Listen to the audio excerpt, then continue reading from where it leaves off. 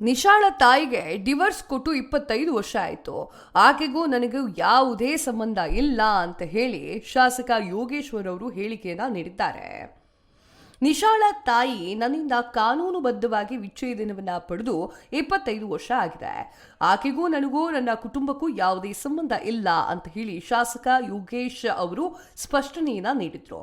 ಕಳೆದ ವಾರ ಸಿಪಿ ಯೋಗೇಶ್ವರ್ ಅವರ ಹುಟ್ಟೂರಾಗಿರುವಂತಹ ಚಕ್ಕೆರೆ ಗ್ರಾಮದಲ್ಲಿ ಹಬ್ಬದ ಸಮಯದಲ್ಲಿ ನಡೆದಂತಹ ಜಗಳ ಎಲ್ಲೆಡೆಗೂ ಕೂಡ ಚರ್ಚೆಗೆ ಕಾರಣವಾಗಿತ್ತು.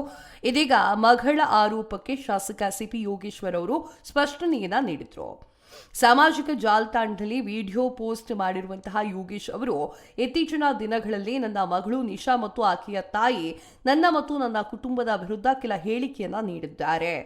ನನ್ನ ಹುಟ್ಟೂರು ಚಕ್ಕೇರಿಯಲ್ಲಿ ಊರು ಹಬ್ಬದ ದಿನ ನಮ್ಮ ಒಂದು ಮನೆಯಲ್ಲಿ ಯಾರೂ ಇಲ್ಲದೆ ಹೋದಾಗ ಮನೆ ಬಳಿ ಬಂದು ಮನೆಯೊಳಗೆ ನನ್ನನ್ನು ಬಿಡ್ತಾ ಇಲ್ಲ ಅಂತ ಹೇಳಿ ವಿಡಿಯೋವನ್ನ ಮಾಡಿದ್ದಾರೆ. ವೈಯಕ್ತಿಕ ಕಾರಣದಿಂದ ಈ ಒಂದು ಭಾರೀ ಹಬ್ಬ ಮಾಡ್ತಿರ್ಲಿಲ್ಲ. ಈ ವಿಚಾರವಾಗಿ ನಿಶಾಳಿಗೆ ಗೊತ್ತಿದ್ದೂ ಕೂಡ ಈ ರೀತಿ ಮಾಡಿರೋದು ಅಥವಾ ಗೊತ್ತಿಲ್ಲದೆ ಈ ರೀತಿ ಮಾಡಿದ್ದಾಳೋ ಗೊತ್ತಿಲ್ಲ.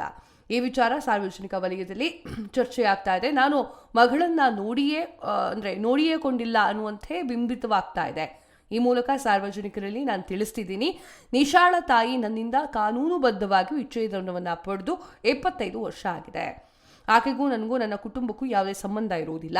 ಇನ್ನು ನನ್ನ ಮಗಳಿಗೆ ನಾನಿನ್ನು ತಂದೆಯಾಗಿದ್ದೇನೆ ಅಷ್ಟೇ. ಆದರೆ ನನ್ನ ಮಗಳು ನನ್ನ ವಿರುದ್ಧವೇ ಇಲ್ಲಸಲ್ಲದ ಆರೋಪವನ್ನ ಮಾಡ್ತಾ ಇರುವುದು ನನ್ನ ಮನಸ್ಸಿಗೆ ಸಿಕ್ಕಾಪಟ್ಟೆ ತೊಂದರೆ ಆಗ್ತಾ ಇದೆ.